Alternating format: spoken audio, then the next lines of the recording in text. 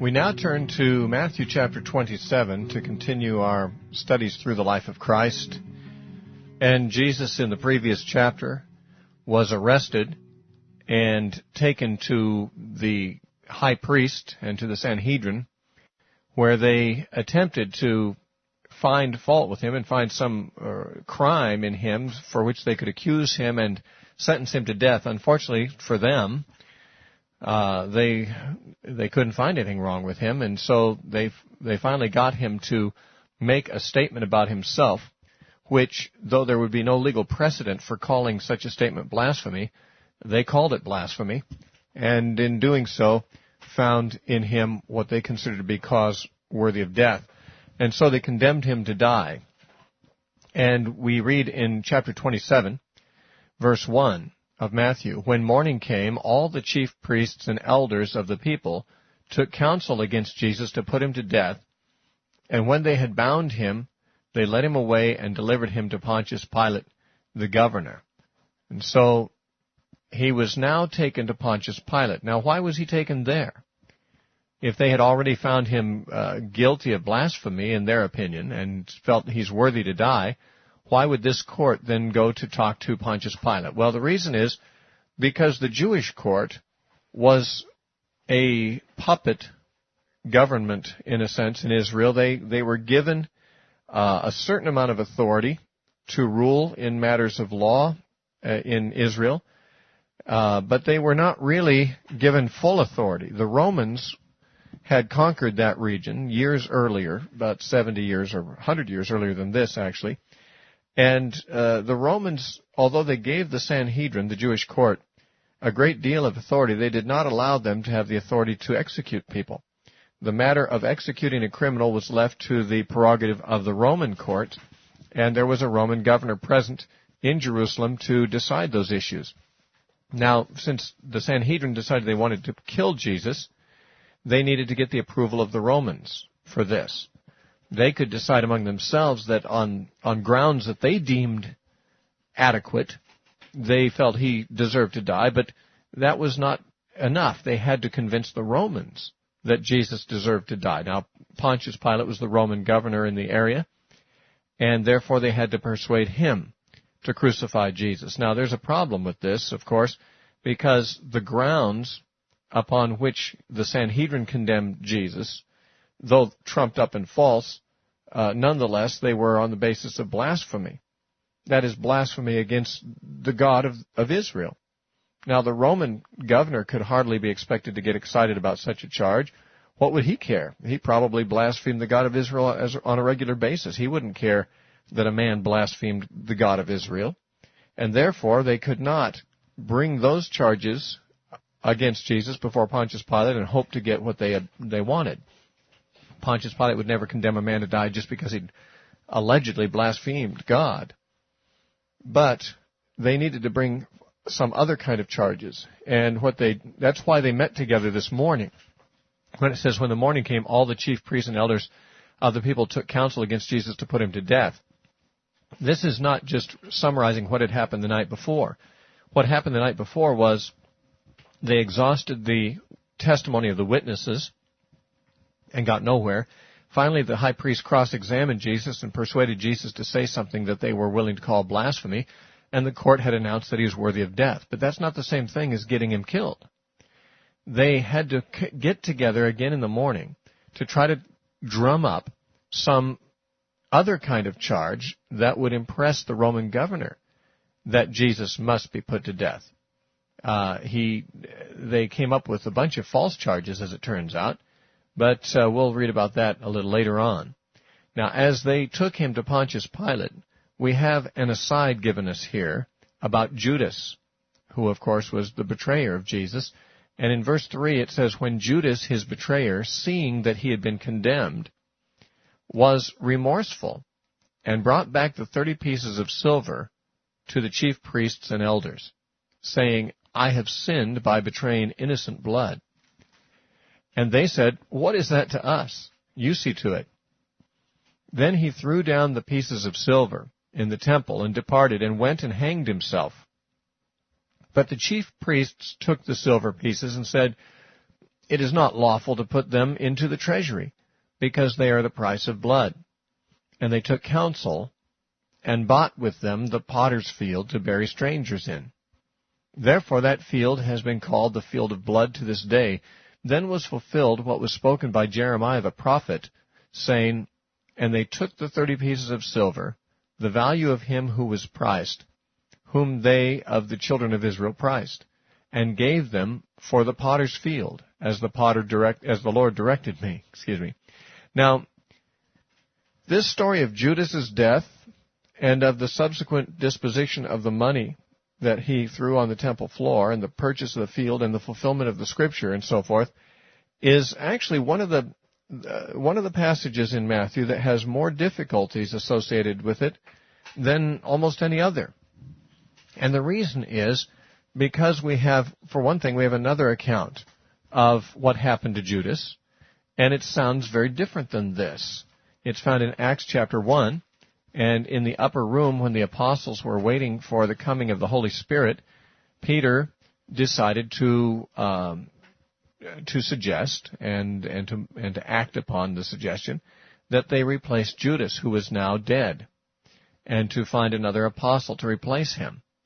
And this is discussed, and in the context of the discussion in Acts chapter 1, there is mention of why Judas had to be replaced, why he was no longer with them, what had happened to him.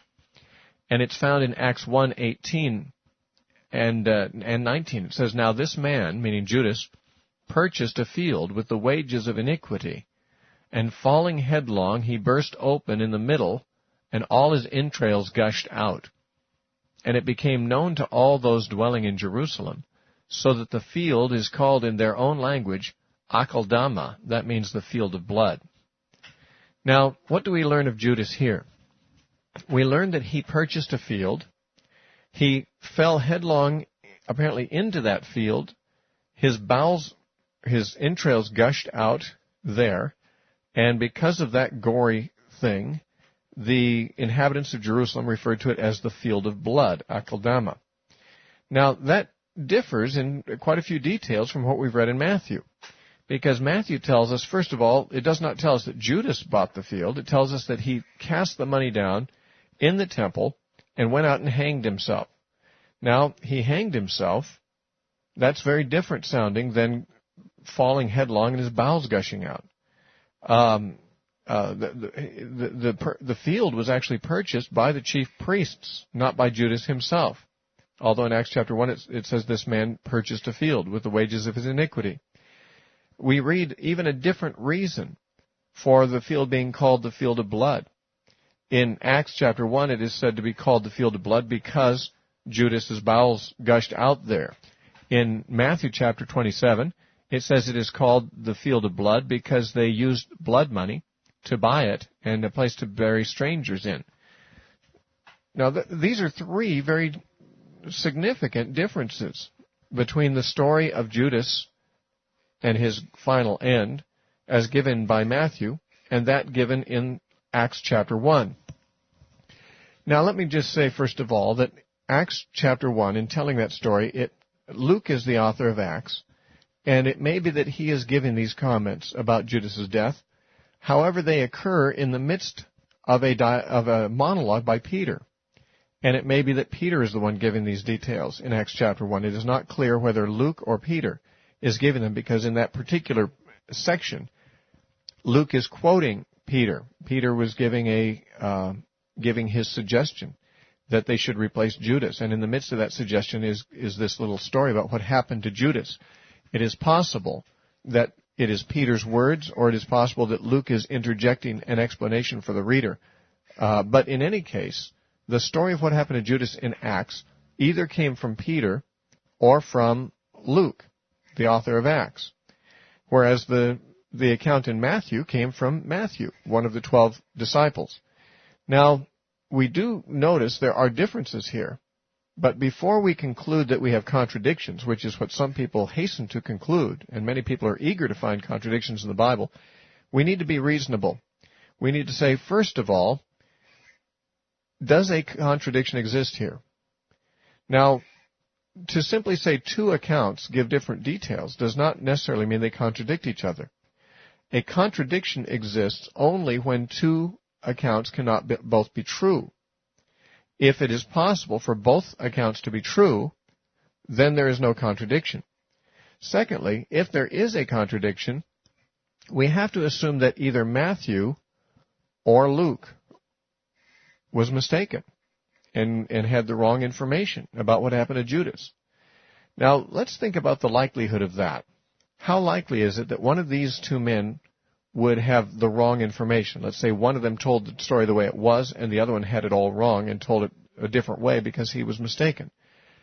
Well, think about this. We're not talking about some abstract historical character that they're talking about. They're talking about someone whom they knew. Judas Iscariot had known not only Jesus, but he had known the other disciples. In fact, he had been part of their group. He had traveled with them. He had lived with them for more than 2.5 years. And since this is so, these people were very close friends with Judas. Remember, they didn't know in advance that he was going to betray Jesus. He was just one of their friends. He was just one of the guys in their company. And he was a trusted friend. He was one that they'd lived with, slept with, eaten with, traveled with, talked with for years. Judas was, in fact, one of their closest friends, as the apostolic group were very tight in terms of time spent together and going through things together.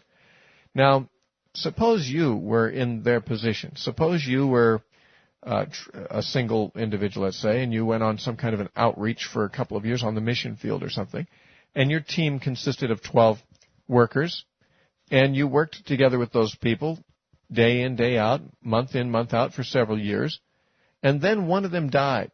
One of them was killed. Do you think it would take very long for the news of how that person died to be spread throughout the group? I mean, wouldn't everyone be talking about it? If someone who was close to you died, wouldn't you and the others that were close to him be talking about it quite a bit? For a while, it'd be all they'd talk about. And whatever story circulated would be shared by all. Now, we have to put ourselves in the disciples' position. These people knew Judas, at least Peter did and Matthew did. Luke did not, but Luke knew people who knew him. Luke got his information from the other apostles, whom he knew personally. And these people would not have conflicting stories among themselves as to what happened to Judas, especially not at the late date that these accounts were actually written down. And I don't take a late date particularly of the writing of these Gospels, but I do believe that it would probably be sometime at least 30 years after the event when these stories were written down. Now think about it. If a friend of yours died, do you think that 30 years later you still wouldn't know how he died? Especially if it was not a mysterious death. If it was something that all the people of Jerusalem knew about. That's what it says in Acts chapter 1. It says this was known to all the people of Jerusalem. We're not talking about a mysterious death that was uninvestigated. And so there's still many theories about how it happened. We're talking about a publicly known thing that happened. Do you think that 30 years later, when the Gospel of Matthew was written and when the book of Acts were written, that there was still some confusion on the part of the disciples as to what happened to Judas? Hardly likely. It is much easier to believe that both accounts are true than to believe that one of them is mistaken. Because in order for one of them to be mistaken, then either Luke or Matthew would have to be extremely ignorant of what had happened. And that ignorance does not seem likely to have been able to prevail in the setting that all this took place in. I'm sure that Matthew and Peter and the rest of the disciples, as soon as any of them knew what happened to Judas, they all knew, because it would have been much discussed among them. And whatever information Luke got, he would have gotten from them. And therefore, he would have gotten the same information. And therefore, it seems to me very much likely that Luke and Peter and Matthew and all the sources of this information had the same story. They all knew the same story. So why do they seem to tell different stories? Well, they don't necessarily tell different stories. They may tell different parts of the whole story. For example, Matthew tells us that Judas went and hanged himself. We read nothing more of what happened to Judas's body. We don't read of him being buried. We don't read of him being found. We don't read of him rotting there, hanging from a rope. We're just told he hanged himself, and that's the last we hear of him from Matthew. In Luke's version, in the book of Acts, we read that his body fell headlong and burst open on the ground below. Now, is it impossible for both of these accounts to be true? Of course it isn't impossible. It's not a question of whether it's likely or common or anything like that. The question is it possible? Is it possible that a man may hang himself, and then after that his body may fall to the ground and be broken open on sharp stones below him, especially if it's been bloated, if he's hung there for some time and the body bloats and is swelled up with fluids and so forth, and then either the body is cut down by those who find him, or else the rope breaks or the branch breaks or something and the body bursts open. While this would be a very gruesome and unusual event, there's absolutely nothing to suggest that it's impossible for both these things to be true. It's much less likely that one of them is false, as I said, because that would require a high degree of ignorance on the part of one of the writers, which is not likely to be a scenario that is acceptable. So we have the likelihood that Judas hanged himself, and then afterwards, sometime afterwards, his body was known to have fallen to the ground and burst open. That's not really a serious problem to someone who's open-minded and looking at the evidence open-mindedly. All right? That's no problem. Now, there is another thing to consider, and that is who bought the field. Because it says in Matthew that Judas threw the money down in the temple and the priest bought the field. In Acts chapter 1 and verse 18 it just says he bought a field. Judas bought a field.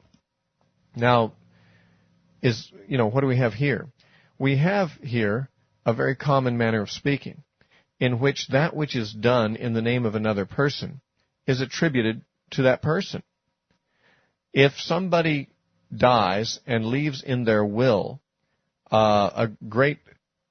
a sum of money for some charity, and so the persons who are the executors of the will write a check and give that check to that charity, would we say that they gave that gift to charity, or that the person who died gave the gift to charity? Well, both would be true. One's more exact than the other. If a man bequeathed money to charity, and somebody after his death took his money and gave that money to charity, he donated it. But so did they. Depending on who you talk to, you could get both sides of this. It was done on his behalf. It was done in his name. It was done with his money. But it was done actually by agents acting on his behalf. It's extremely common to speak in this way, to say that Judas's money was taken and a field was purchased in his memory, or by the way, on his behalf. It was his money. The priest did not accept it back. It was not their money. It was Judas's money, and they took it and they spent it a certain way. In retrospect, it could say Judas purchased that field. He did so posthumously after his death, but he did it nonetheless, and certain persons acted on his behalf, doing it for him. Both statements are entirely true. Now, there's one other problem here. Actually two, but one that we've identified already, and that is, why was the field called the field of blood? Well, in Matthew it says it's because it was purchased with blood money, and it was used as a burial place for people who were strangers who died in Jerusalem and had no other place to be buried, and therefore it was called the field of blood. In Acts it says it was called the field of blood because Judas' entrails gushed out on it. It's entirely possible for a person to be called something for more than one reason. Esau, for example, is a name, he was called Edom. Okay, Edom was a nickname of his. Why was he called Edom? Well, Edom means red. Well, sometimes people are called red because they have red hair.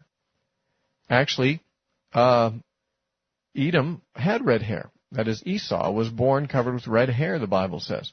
And therefore, that's one reason to call him red, because he was red in color and his hair was red. Just like we have people whose nickname is Red today because of their red hair. Well, Esau had red hair, and that's one reason to call him red. Another reason we're told in Scripture is because he sold his birthright for some red lentil stew. And it says, therefore, he's called Edom. Well, why is he called Edom? Edom means red. There's more than one reason. Some people call him red for no better reason than his hair's red. Others see an additional reason to call him red, because for the sake of something red, he sold his whole future. And therefore, he's called Edom, it says. Now, a field may be known as the field of blood, and it may initially be known that way because it was purchased with blood money. But afterward, if a gruesome act of bloodshed occurred on the field, that may be another reason people called it the field of blood. There may be more than one reason for calling it that. And Matthew records one reason, and Acts records the other. Now remember, if we are going to argue that the Bible has contradictions in it, we have to be able to demonstrate that the two passages which we claim contradict each other are not both true, or cannot both be true. The fact of the matter is that the accounts of the end of Judas in Matthew and in Acts are different from each other in content, but they are not contradictory to each other because it is not impossible for both accounts to be true. More likely, they each give a part of the whole story, and by looking at both accounts, they supplement one another so that we know more about the whole situation. There is one other problem, and that is that a quote is given about 30 pieces of silver. And this quote is attributed to Jeremiah the prophet by Matthew in Matthew chapter 27:9. However, the quotation appears to be a quote not from Jeremiah the prophet, but from Zechariah the prophet, a different prophet. This has led many people to believe that Matthew made an error here, and that he quoted Zechariah thinking he was quoting Jeremiah, because the passage he quotes bears a close resemblance to a passage in Zechariah, but Matthew says it was Jeremiah the prophet who said these things. Is there a contradiction here? Well, some people think so, and it looks bad. It looks bad for Matthew. However, if Matthew did make a mistake, that would require us to modify our understanding, at least some of us, of what we think about the inspiration of the Gospel of Matthew. If he could make a mistake like that, was he inspired? Well, this is a problem, but it's not insurmountable. However, it's insurmountable in the time we have right now because we'll be done here in about 30 seconds, and we'll have to come back to it next time. So I hope that you'll join us as we look at this passage again. It is a problem, but it's a problem that can be solved. If you want to know how it can be solved, tune in again next time, and we will look at it again and see why it is that Matthew said that Jeremiah said these words and then ends up quoting, as it appears, Zechariah, a different prophet altogether. Tune in tomorrow and we'll continue our discussion in this study.